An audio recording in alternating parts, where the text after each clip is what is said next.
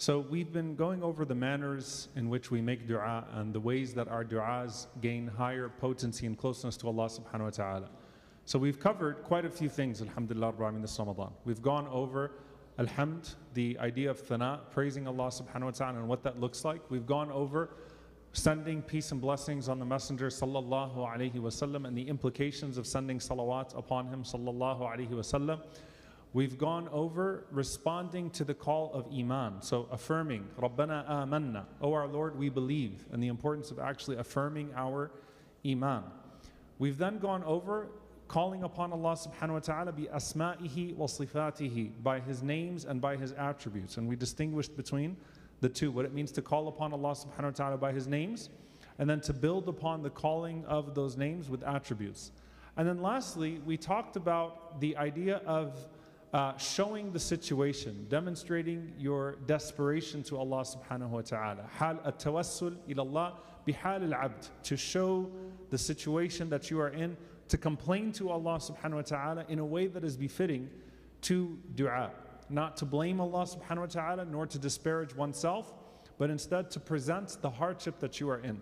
Now subhanAllah, tonight I want to talk about something that is a small category once again, but it has many implications. It's actually something that we do in our salah regularly. And that's at-tawassul ila Allah bi af'alihi subhanahu wa ta'ala.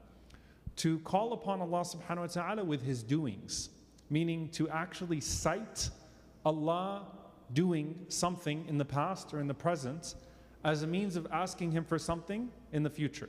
Now, what do I mean by this? There's a tawassul ila Allah bi asma'ihi wa sifatihi, his names, his attributes. But then, when you say his attributes, you mention a natural extension of his name, something that is true of him subhanahu wa ta'ala. But his af'al, what he has done in the past subhanahu wa ta'ala, and citing that to say that you are calling upon him for that same doing.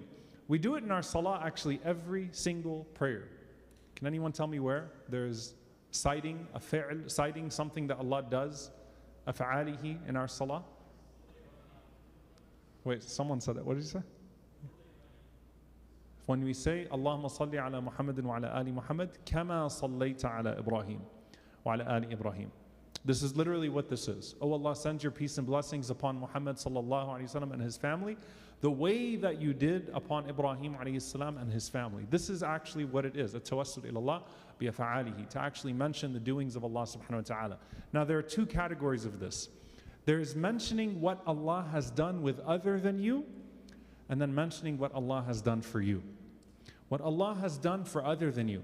One of the most beautiful things that we find in dua is when you cite, oh Allah, you are the one who gave victory. Ya man nasarta Muhammadan sallallahu alayhi wa sallam, unsur ummata Muhammadan ala al-a'da. You are the one who gave victory to Muhammad sallallahu alayhi wa sallam over his enemies.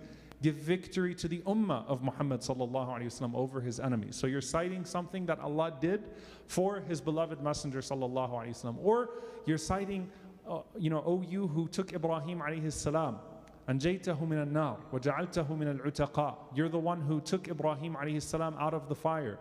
So you're mentioning Allah taking Ibrahim alayhi salam out of a difficult situation. Or you who saved Yunus alayhi salam. Or you who responded to the call of Musa alayhi salam when he was most desperate. So really remembering and mentioning some of those things that Allah did for his prophets, and then saying, Ya Allah, do that for me too. Remember, ذِكْرُ رَحْمَةِ رَبِّكَ عَبْدَهُ زَكَرِيَّا. This is a mention of the mercy of your Lord to his servant Zakaria.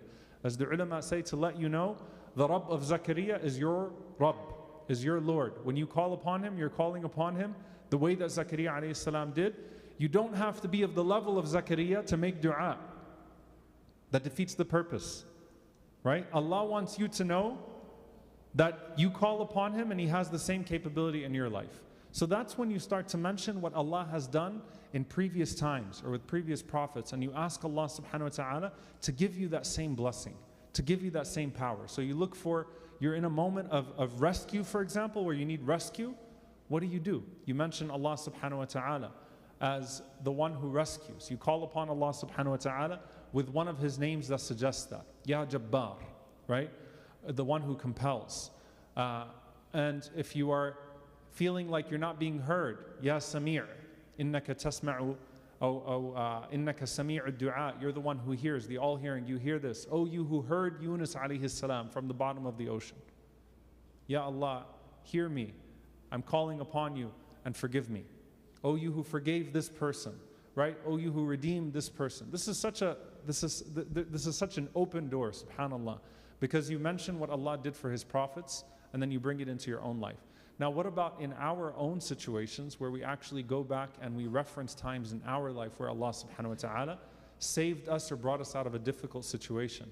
Remember when Zakaria alayhi salam says, وَلَمْ أَكُنْ بِدُعَائِكَ رَبِّي شَقِيًّا. You never let me down before, oh Allah. You've never let me down. Subhanallah, how beautiful.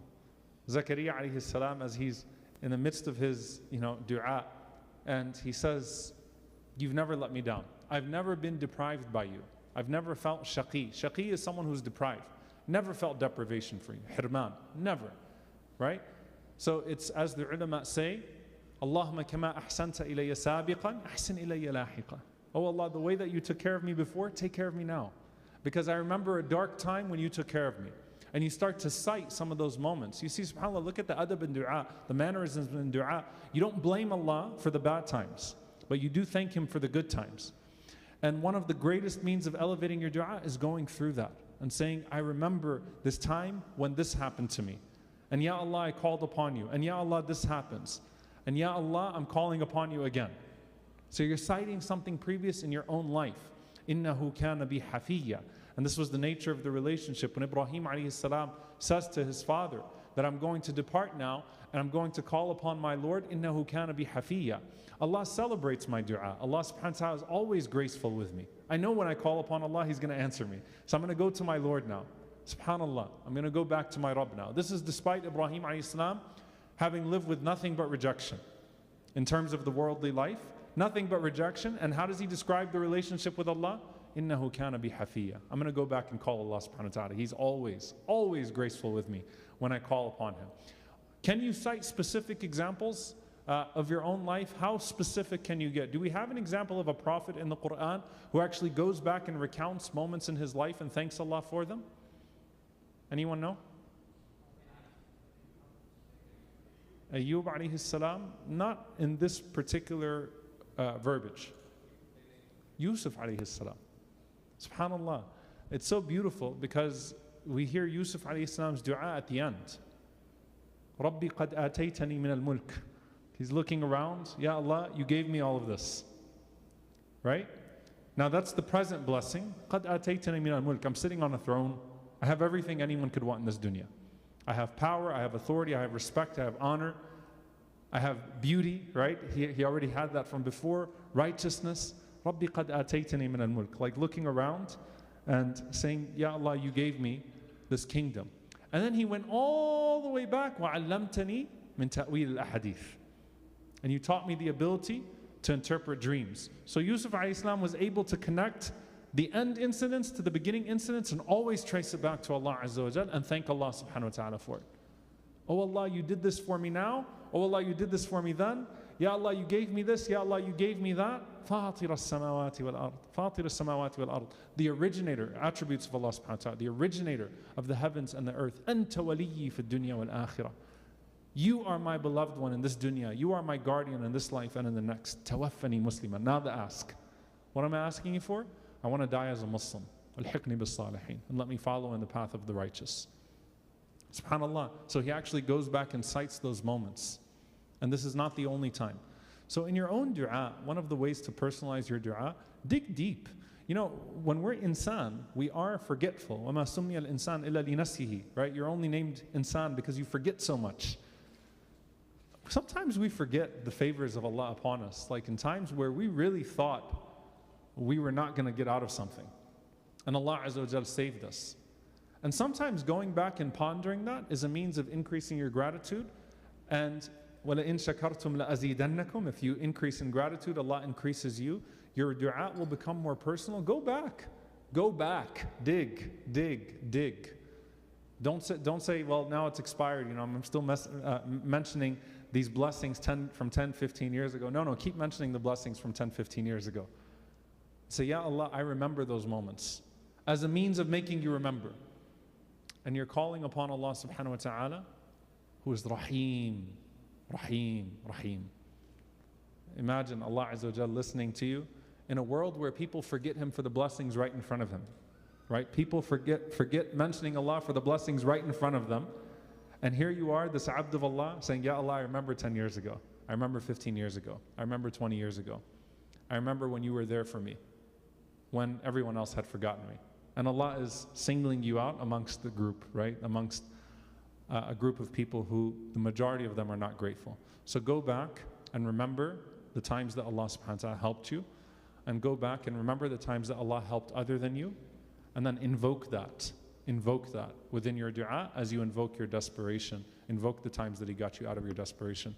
May Allah subhanahu wa ta'ala, who brought this ummah out of some of its darkest days, may Allah subhanahu wa ta'ala, who liberated Al-Aqsa after 100 years of its occupation, liberate it once again. May Allah subhanahu wa ta'ala elevate this ummah that has been through bloodshed. May Allah subhanahu wa ta'ala elevate this ummah that has been through the crusades and been through the Mongols. May Allah subhanahu wa ta'ala give us victory the way He gave our Prophet sallallahu alayhi wa sallam victory in the battle of Badr in Ramadan. Allahumma ameen. Jazakumullahu khairan. Wassalamu alaikum wa rahmatullahi wa barakatuh.